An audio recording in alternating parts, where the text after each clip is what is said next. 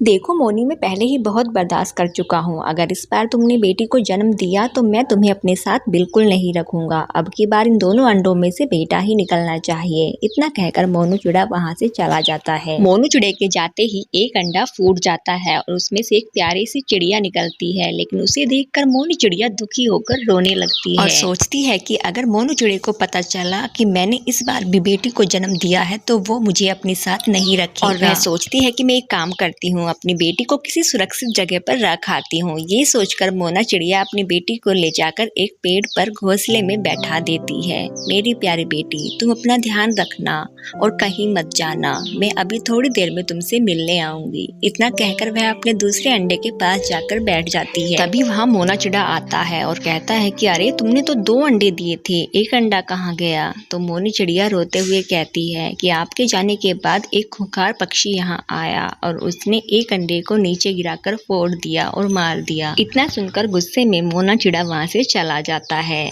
मोना के जाते ही वहाँ दूसरा अंडा भी फूट जाता है और उसमें से एक बड़ा सुंदर चिड़ा निकलता है। शाम को जब मोनू चिड़ा वहाँ वापस आता है तो देखकर बहुत खुश होता है। अरे वाह, मुझे बेटा हुआ है, मेरा बेटा कितना सुंदर है, बिल्कुल मुझ पर गया है। चलो बेटा, मैं तुम्हें जंगल में घुमा कर लाता हूँ। तभी मोनी चिड़िया अपनी बेटी से मिलने जाती है तो देखती है कि वहाँ एक खूंखार चिड़िया बैठी हुई। खूंखार चिड़िया मोनी चिड़िया को देखकर हंसने लगती है और कहती है कि वाह, मजा आ गया, अब मैं तुम्हारे सामने तुम्हारी बेटी को खाऊंगी। नहीं नहीं, मेरी बेटी को मत खाना। जैसे ही खूंखार चिड़िया मोनी चिड़िया की बेटी को खाने लगी, वैसे ही मोनी ने उस पर हमला कर दिया। दोनों की आपस में बहुत देर तक लड़ाई होती है, जिसमें खूंखार चिड़िया मारी जाती है और मोनी चिड़िया बहुत ज्यादा घायल हो जाती है। घायल मोनी चिड़िया अपनी बेटी को लेकर घोंसले में जाती है, जहाँ मोना चिड़ा उसका इंतजार कर रहा था। मोनी चिड़िया कहती है, मुझे माफ कर दीजिए, ये आपकी बेटी है। अंडे को किसी खूंखार पक्षी ने नहीं मारा, बल्कि उसमें से हमारी ये बेटी निकली थी। और ये कहकर वह मोना चिड़ा को सारी बात बताती है और कहती है कि इसका ख्याल रखना, मेरे पास अब ज्यादा वक्त नहीं है। और ये कहकर वह मर जाती है। मोना चिड़ा को अब अपने किए पर पछतावा था, लेकिन अब कर भी क्या सकता था, मोनी चिड़िया मर चुकी थी।